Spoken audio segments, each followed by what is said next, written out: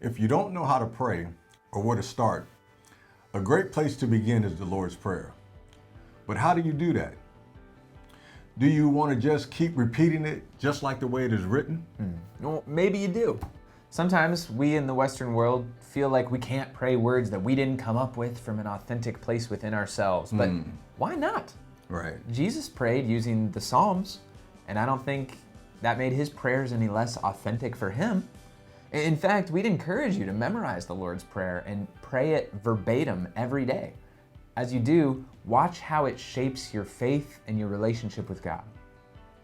But if you want to take it a step further, here's a practice that we would recommend.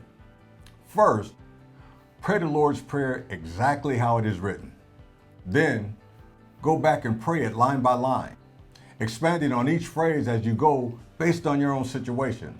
So, for example, you might pray, "Our Father in heaven, hallowed be your name. God, I'm so thankful that you are not just a far-off God, but my very own Father. I want everyone to know that. I want your name, Father, to be glorified in the world." Yeah, and then you might say, "Your kingdom come, your will be done, on earth as it is in heaven.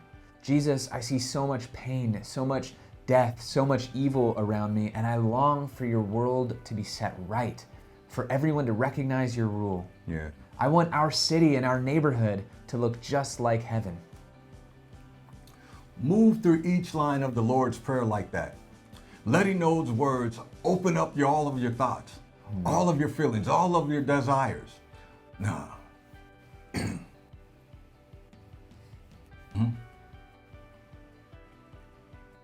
move through each line of the Lord's Prayer like that, letting those words open up all the thoughts, feelings, and desires you have about God, yourself, and the people you love, and the world around you. You can also use the Lord's Prayer as a guide to pray through a specific situation. So each line of the Lord's Prayer would then serve as a prompt to pray through a different aspect of the thing you're praying about. For example, maybe you're praying through a decision you have to make on a potential job opportunity. When you get to the line, "Give us this day our daily bread," you might ask God to provide for you through this opportunity or some other unforeseen job. You might also be strengthened in your faith in God's provision so much that you don't take a job that's bad for you out of fear. But what about when you get to the line, "Forgive us our sins as we forgive those who sin against us"? I mean, how could that apply to a potential job offer? Well, basically, we need forgiveness whenever we turn away from God and his purposes for us and the world. Wow. So is there greed in our heart that causes us to want this bump in pay? Is there pride in our heart that longs for this better job title and the respect that comes with it? When those things are confessed, we can make a clearer decision so that we know whatever we do will be for the sake of God and his kingdom coming through our lives in whatever workplace we happen to be in. Using the Lord's Prayer as a guide for our prayers, whether just in general or specific situations, our prayer will go much deeper and much wider than they would have otherwise.